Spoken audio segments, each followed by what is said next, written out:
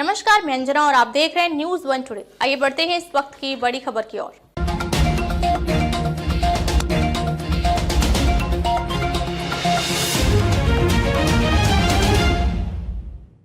दूसरी पार्टी के नेताओं को टिकट देना बीजेपी को पड़ा भारी। 3 सीटों पर जमानत जब्त। भारतीय जनता पार्टी ने दूसरी पार्टियों से बड़े बड़े दिग्गजों को लाकर ग्रामीण हलकों में उतरने का जो दांव खेला वह पूरी तरह विफल साबित हुआ।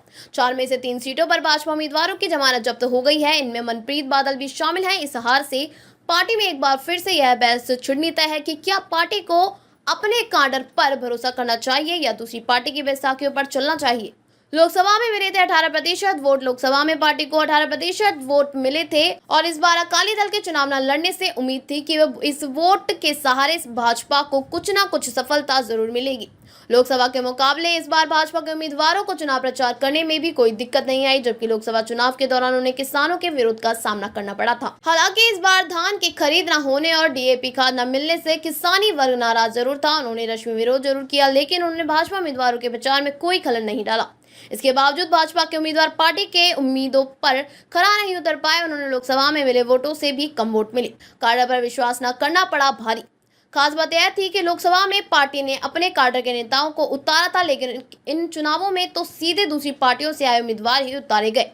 किसी एक भी सीट पर पार्टी ने अपने काडर पर विश्वास नहीं जताया। वर्नाला और गिदड़बाहा सीट पर पार्टी को उम्मीद थी। यहां पर कांग्रेस से भाजपा में आए 2 दिग्गज मनप्रीत बादल और केवल ढिल्लों चुनाव लड़ रहे थे। दोनों उम्मीदवारों ने इन सीटों को पहले से क्रमशः 4 और 2 बार जीत हासिल की है।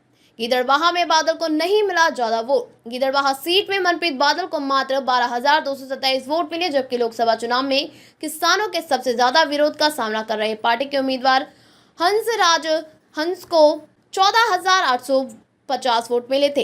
भाजपा के एक सीनियर नेता ने कहा कि गिदड़बाहा मंडी में मनप्रीत बादल को ज्यादा वोट नहीं मिले क्योंकि मंडी के लोग उनकी पुरानी धक्केशाही के कारण काफी नाराज थे। ग्रामीण क्षेत्रों में हमें किसानों के विरोध का सामना करना पड़ा। बरनाला सीट पर बच गई जमानत। बरनाला सीट पर पार्टी की जमानत तो बच गई, लेकिन उनके उम्मीदवार केवल ढिल्लों को केवल 17,958 वोट मिले थे, जबकि लोकसभा चुनाव के दौरान उनके उम्मीदवार अरविंद खन्ना को 19,218 वोट मिले थे। खन्ना को अपना हल्का संगरूर है, जबकि केवल ढिल्लों बरनाला के ही है। इसके बावजूद उनका वोट प्रतिशत लोकसभा के मुकाबले काफी कम हो गया। चब्बेवाल में जमानत नहीं बचा पाई भाजपा। चब्बेवाल सीट पर पार्टी ने पूर्व अकाली मंत्री सोहन सिंह ठंडल को पार्टी में शामिल करके मैदान में उतार दिया। सोहन सिंह ठंडल को मात्र 8,692 वोट मिले।